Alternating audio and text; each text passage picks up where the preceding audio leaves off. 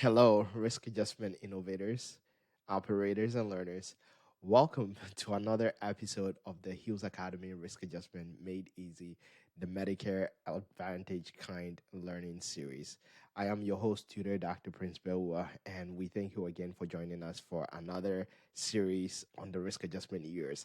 Over the last 2 months, from last month and this month, we've been covering the different aspects of risk adjustment years, and we've gone through payment year, service year, data collection year, and many, many, many years. So if this is your first time, you want to check out the other videos, the previous videos in the description, and watch all of them to learn. Today we'll be covering another risk adjustment years, and it's going to be the last one. Next week is going to be the last weekend of October, and therefore we'll have our monthly Q&A on what we've been doing over the month. We've been going through the risk adjustment years, and the corresponding cheat sheet is the Medicare Advantage Risk Adjustment Basics 2.2 Risk Adjustment Years. And you can find and download a copy for yourself on the Hughes Academy website, on our website. And I'll show you at the end of the video where you can grab your copy.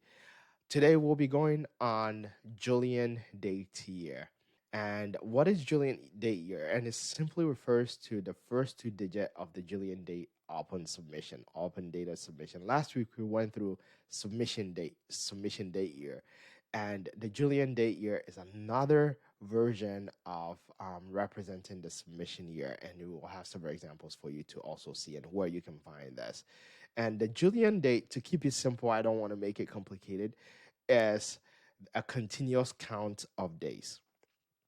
Julian date is a continuous count of days. We have our calendar going on Gregorian calendar, but Julian date is going through like a continuous count. And for example, on a non-leap year, and I want to keep it simple, so January 1 right here, if we can see January 1, um, that is the first day of that year, right? For example, 2023.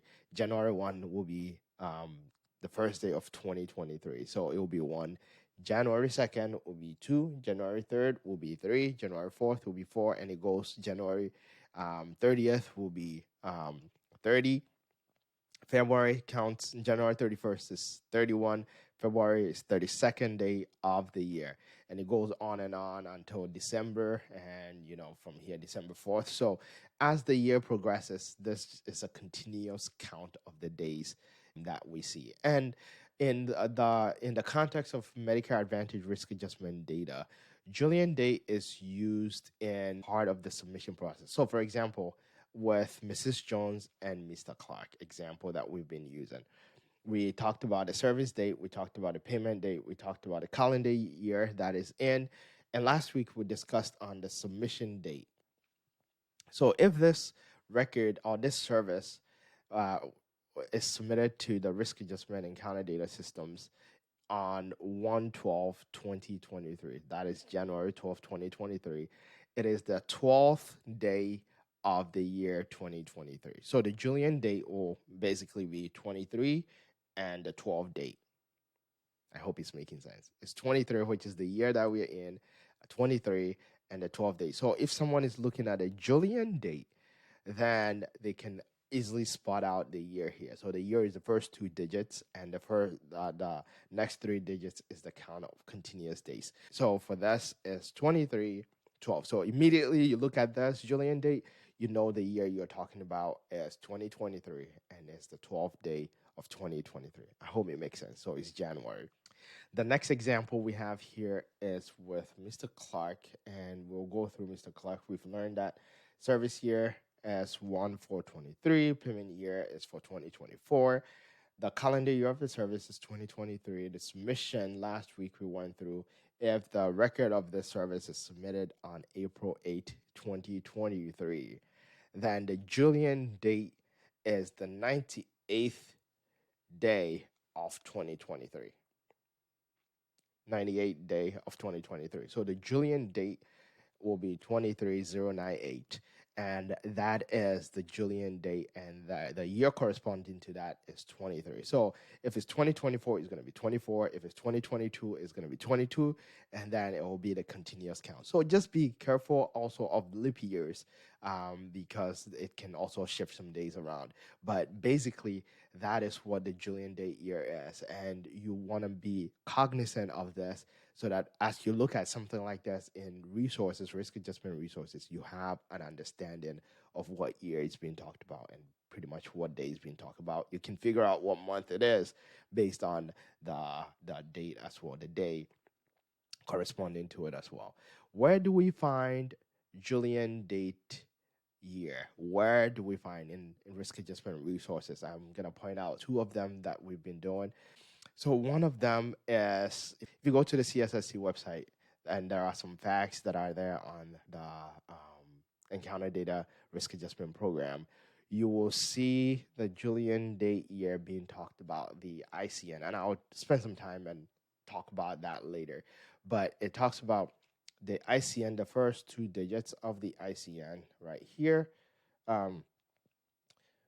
Submission year, okay, the three Julian date submission year. So if you take an ICN, which we'll go through it in as time go on, but you will recognize that as you talk about ICN, as you talk about Julian date year, you will see that Julian date year as also corresponding to the submission year. So you get a better understanding of this, how they all tie into submission year, payment year, Julian date, the calendar year, all of them tying up together. And also on the phase 4.0 MAO for report user guide, you will also see ICN being Julian date year and the digits being talked about here. So I hope this is helpful and useful to you as you navigate through risk adjustment resources for your data analysis, for understanding resources and things like that. And as you now combine Julian date year, submission year, payment year, calendar year, and all the other years together, and now you have a better understanding in your work. As we end today, we want to point again where you can find the resources, the corresponding cheat sheet that goes with this.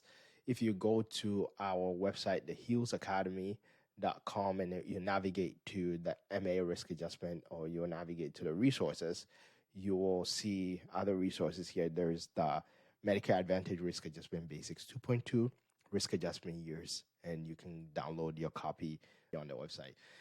Also, if you haven't joined our Thrive and Learning community yet and haven't downloaded your copy of our signature gift, you can go to our website and go to MA Risk Adjustment, and you can join in our Thrive and Learning community. You will be able to get the free signature gift and also be able to get direct email when we release new resources. I look forward to seeing you there. Please don't forget to like, don't forget to subscribe, don't forget to share this video with others that these resources may be used for too.